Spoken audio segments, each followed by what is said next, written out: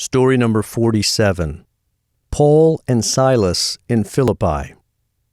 As Saul traveled throughout the Roman Empire, he began to use his Roman name, Paul.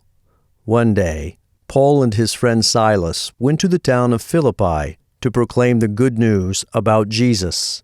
They went to a place by the river outside the city where people gathered to pray.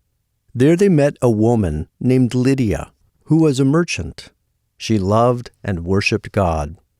God opened Lydia's heart to believe the message about Jesus, and she and her family were baptized.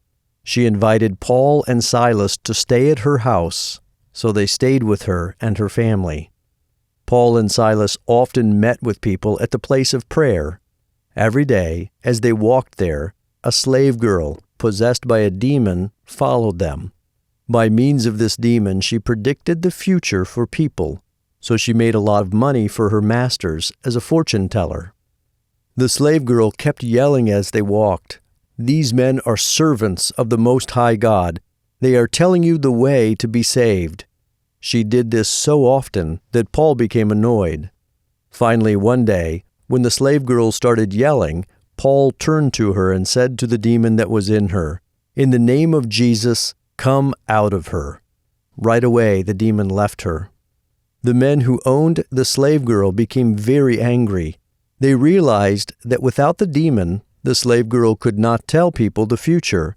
This meant that people would no longer pay her owners money so that she would tell them what would happen to them. So the owners of the slave girl took Paul and Silas to the Roman authorities, who beat them and threw them into jail.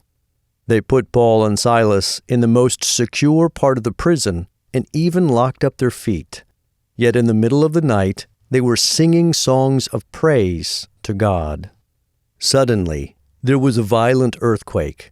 All the prison doors flew open, and the chains of all the prisoners fell off. The jailer woke up, and when he saw that the prison doors were open, he was terrified. He thought all the prisoners had escaped, so he planned to kill himself. He knew the Roman authorities would kill him if he allowed the prisoners to escape. But Paul saw him and yelled, "Stop! Do not hurt yourself. We are all here."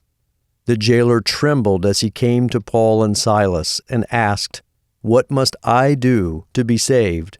Paul answered, "Believe in Jesus, the Master, and you and your family will be saved." Then the jailer took Paul and Silas into his home and washed their wounds. Paul preached the good news about Jesus to everyone in his house. The jailer and his whole family believed in Jesus and were baptized. Then the jailer gave Paul and Silas a meal, and they rejoiced together. The next day the leaders of the city released Paul and Silas from prison and asked them to leave Philippi. Paul and Silas visited Lydia and some other friends and then left the city. The good news about Jesus kept spreading, and the church kept growing. Paul and other Christian leaders traveled to many cities, preaching and teaching people the good news about Jesus. They also wrote many letters to encourage and teach the believers in the churches. Some of these letters became books of the Bible.